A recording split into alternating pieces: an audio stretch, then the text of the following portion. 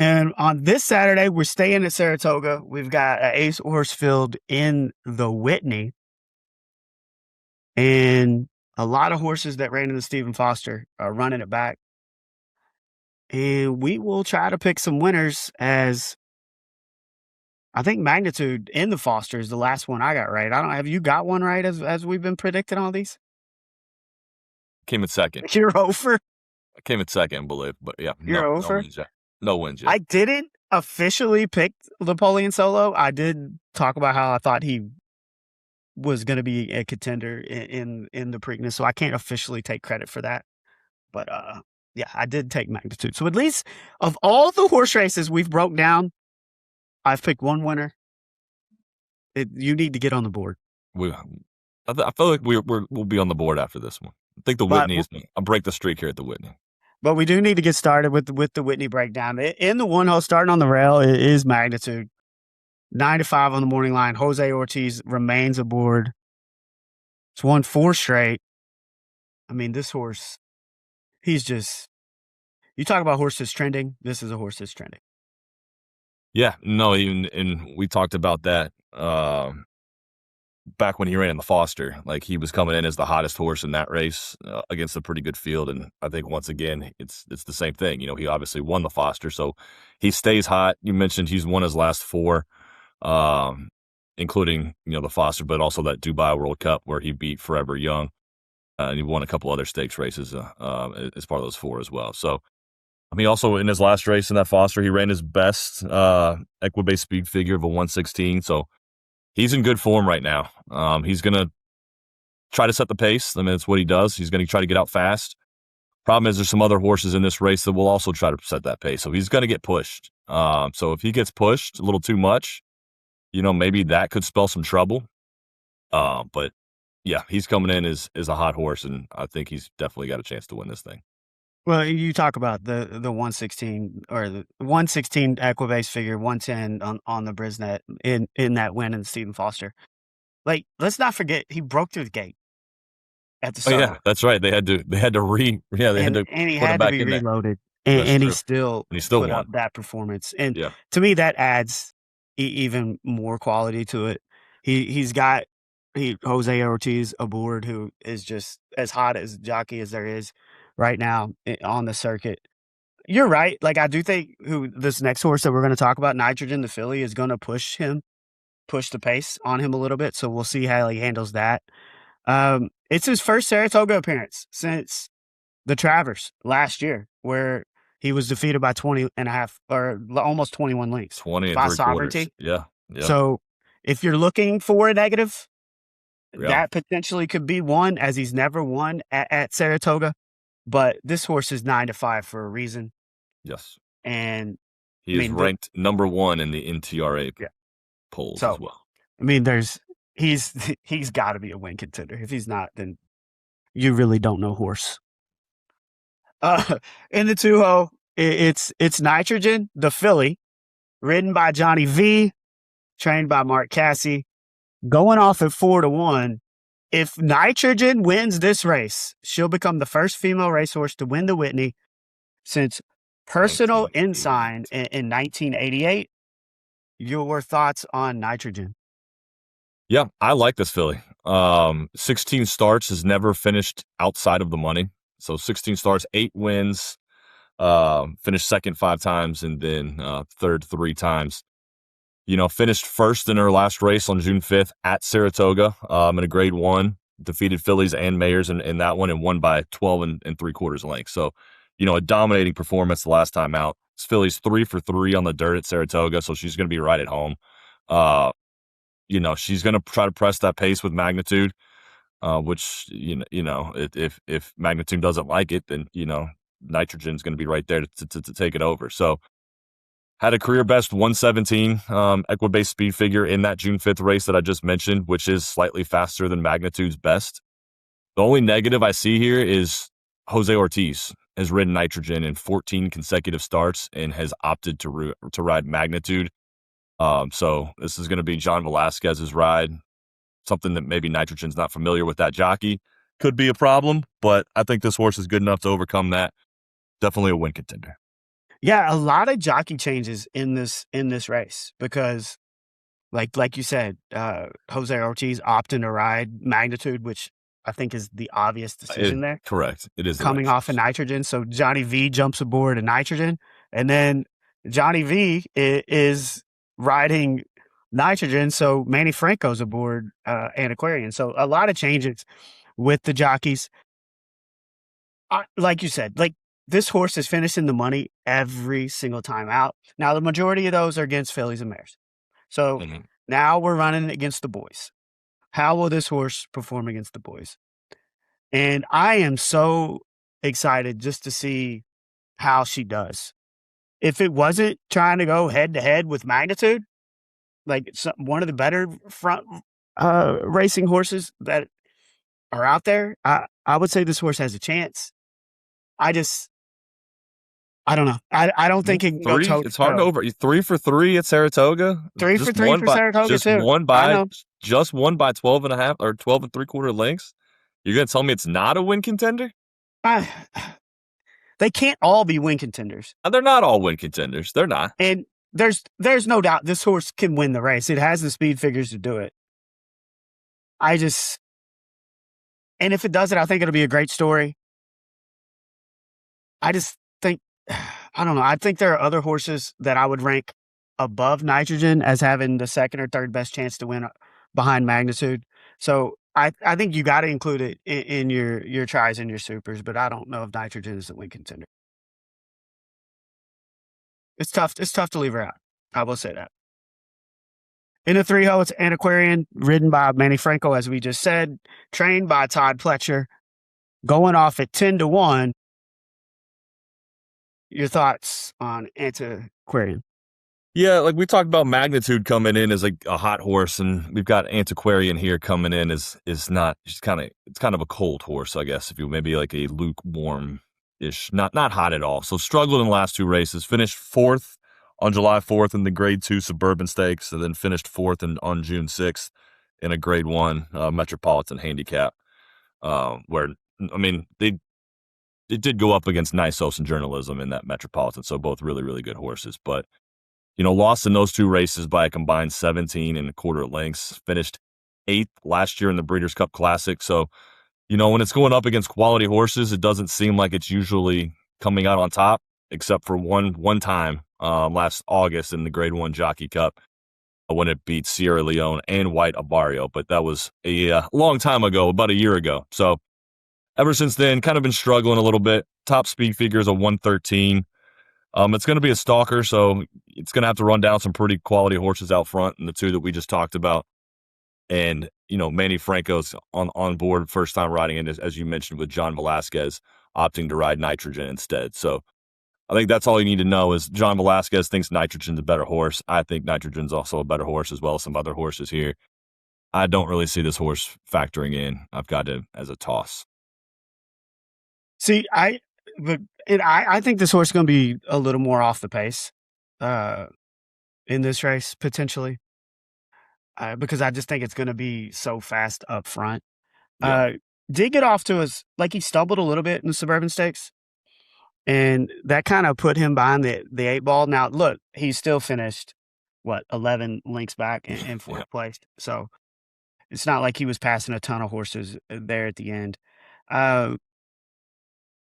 Yeah,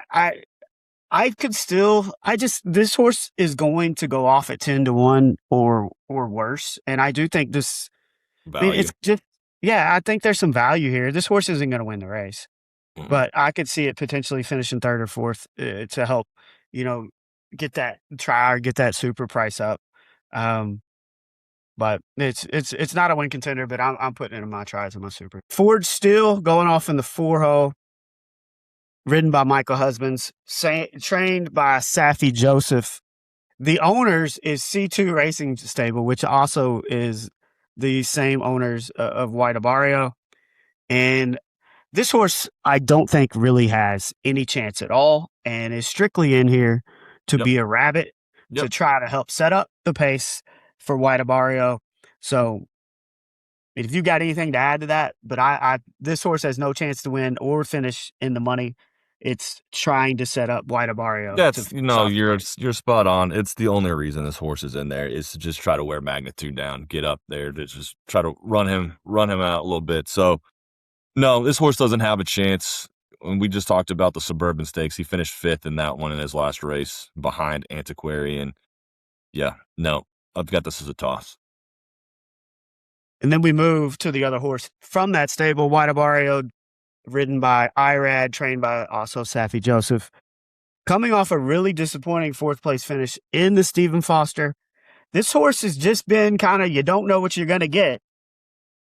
But maybe there's value there if it's a good day for White Barrio. What are your thoughts on this horse? Yeah, if it stays around 8-1, there is some value there. It's an old horse, obviously, the oldest horse in the race. 7 years old. 7 years old, 27 starts. Like you mentioned, he finished 4th in that Stephen Foster behind Magnitude, Baeza, and Sovereignty. Was it not his best effort because the track was a sloppy track because it was raining there at Churchill? Maybe. So, maybe that factored in. I don't know. But this horse is inconsistent. I mean, it's run well in the past here at Saratoga. It won this race, the Whitney, back in 2023 and posted its highest speed figure of his career back then, was at the time was a 122. So maybe he likes this track. Maybe he can, get back to the glory days of when he was running those high speed figures. He had a great start to 2026 when he had a victory in the Oaklawn Handicap back in April and beat Sovereignty and Journalism, and then was second in a great race in the Pegasus World Cup in January. So he was good to start the year. Kind of struggled, like you mentioned, in that Stephen Foster, but I don't know. I just think that there's other horses in here that are slightly better. I'd put him in the Tri-Supers range. Yeah, dude, you talk about that Whitney back in 03 or 23. Mm-hmm. He beat Zandit and Cody's Wish. Yeah. And this horse is still running. And we've talked about this before the Stephen Foster. Like, the fact that this horse is still running, has name recognition, like, this is what horse racing needs. They need names like this that people are familiar with. And I just think it's so cool that this horse is still running at 7 years old. You talked about potentially him getting back to Saratoga could be a positive because he won the Whitney in 23. He hadn't finished in the money in the other 4 starts. Yeah, I know. Yeah. And that's kind of what this horse is to me. Like, he's not a super try contender. He's either you're betting this horse to win to hoping you hit big, or you're leaving him out completely. Because that's pretty much what this horse does.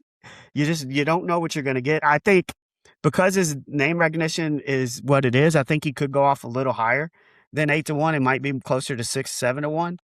But his best chance. I mean, if he's going to win, he needs that quick early pace. He needs that, the Forge Steel and Forge Steel to do his job.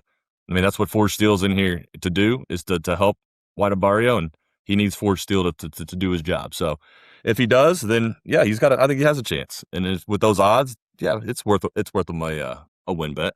And look, he didn't fire in the Foster at all, and I think some of that may have to do with the floppy track. Like, that could be an excuse for him.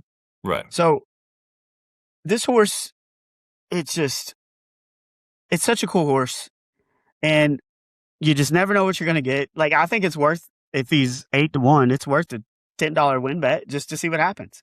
Mm-hmm. But, and look, maybe put him in your tries and supers, but I think it's either all or nothing with this guy. I think he's either going to finish first or he's going to finish out of the money. He finished second back in January, so it's possible it's a try. Which is the only time, other than back in December of 24. That's the only other time he's finished second. The other times he's either finished 4th or out of the money. In the 6-0, it's your boy, Sovereignty, ridden by Junior Alvarado, trained by Bill Mott, going off at 3-1. You were on this horse in the Foster. You are a stan of this horse. Yeah. Where are we riding? We might be getting off the ride. I don't know. I don't want to get off the ride yet because I really, really like this horse, but it might be time that the roller coaster ride has come to an end and it's time to move on. So he just hasn't. I mean, he's still a good horse. Don't get me wrong. I mean, his odds at 3-1 tell you he's a great horse, and he just hasn't been the same as he was in 2020. I mean, in 2025, when he wins the Derby, the Belmont, the Travers, the Dandy, he would have been one of the favorites in the Breeders' Cup. before he got scratched. Like, that's the horse that I remember and the horse that a lot of people expect.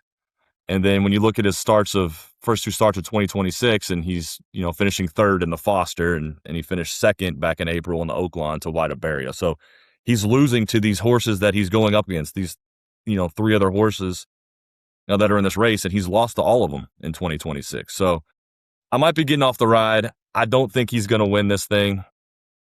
I would still put him in my try. But it just sucks. I wish he was going to win, but it's just, he's not the same. Look, he definitely hasn't had the form that he had in 25. But if I'm looking at these two races, I think you can make excuses for both. You're on the excuse train here. You're on the excuse train. Well, in the Oaklawn, he was way too close to the lead. Way too close to the lead. And the pace was fast, which allowed White Barrio to come and just storm past everyone. Yeah. And then potentially maybe the slot played a role in the Foster.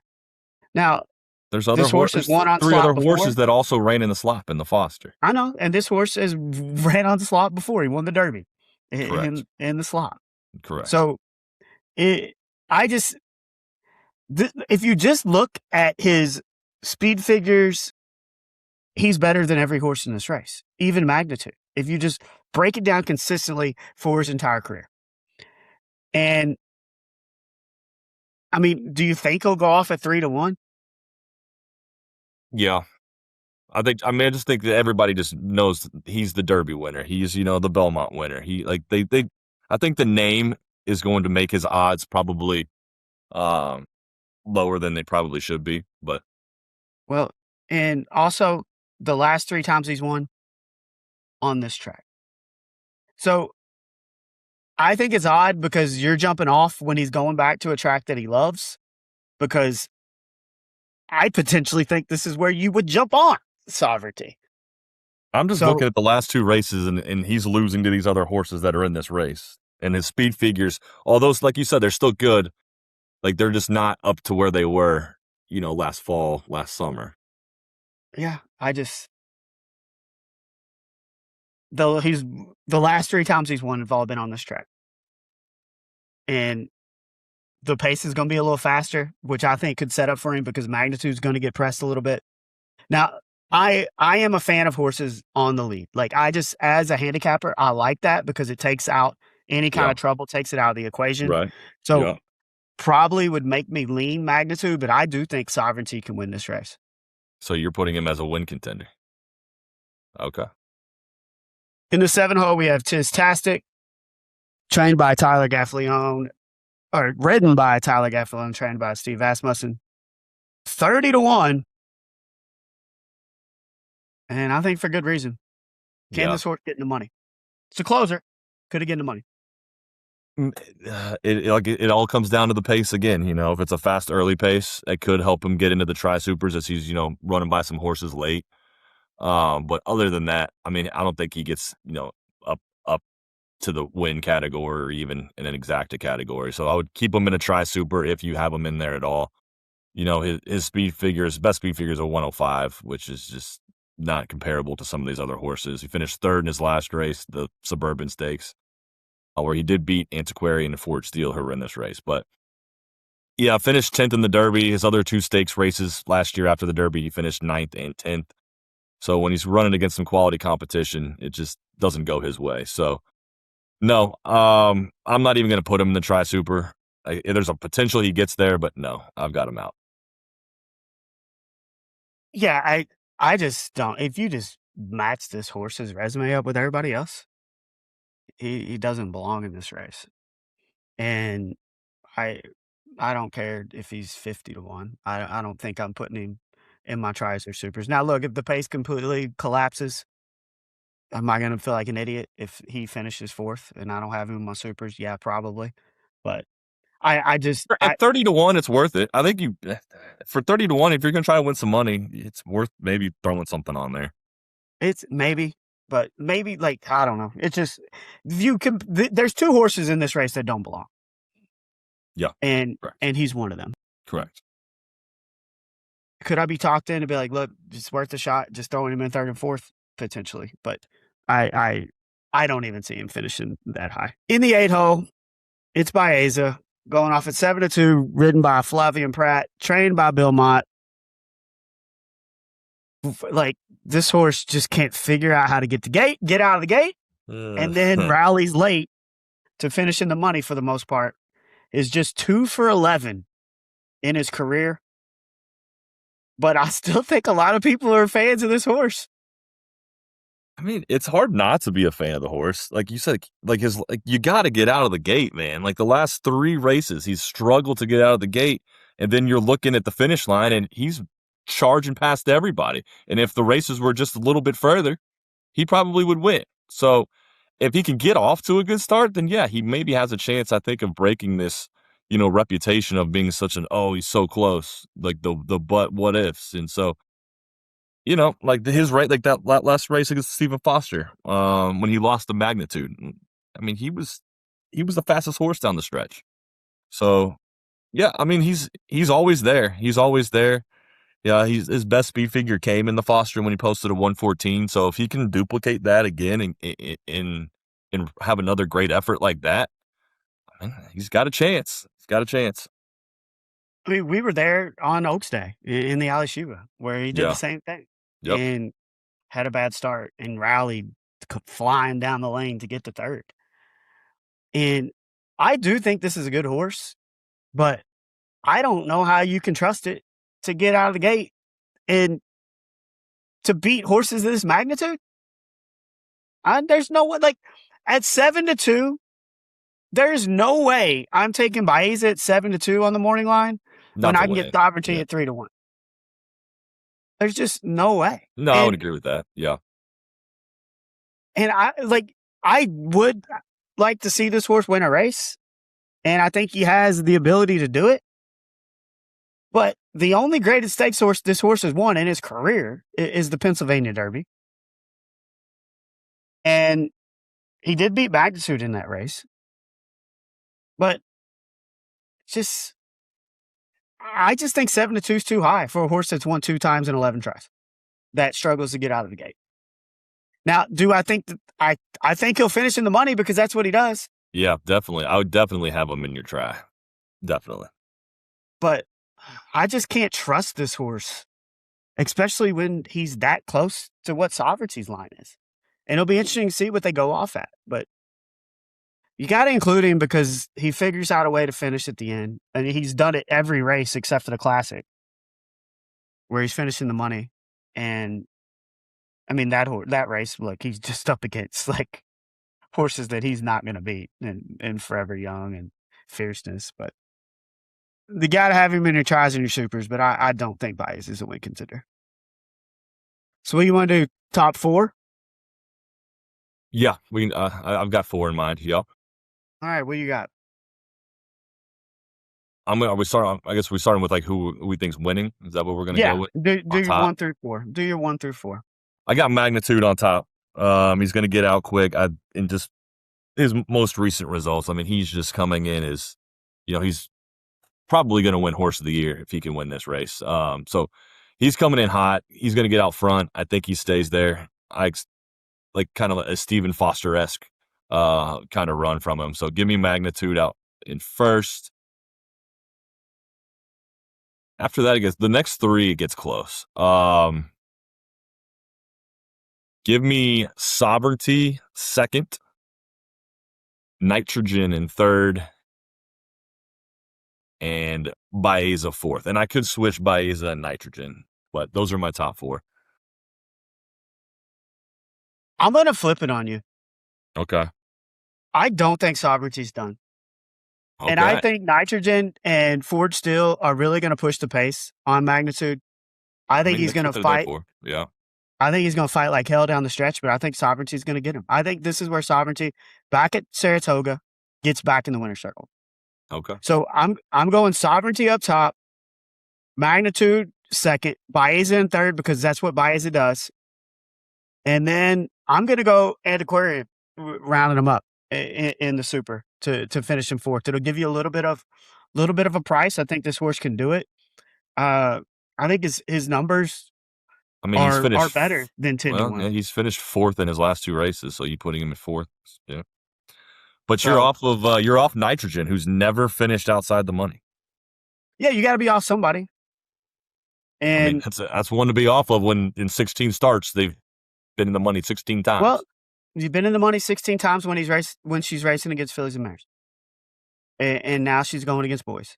Like I think there's a reason why fillies and mares don't race against the boys all the time. Now, look, I am excited to see this race and see what she does, and if she wins, I think it's gonna be awesome. You've seen the speed figures from her. I know. Okay. I know. Okay. So I'm going Sovereignty, Magnitude, Baeza, and Aquarian, and you're going Magnitude, Sovereignty. Give me Nitrogen? Yeah, give me Nitrogen and then Baeza. Yeah. Okay. So we're both leaving out White Barrio. Yeah. He's just the grandpa of the group, man. I think he's just, yeah. I'm leaving him out.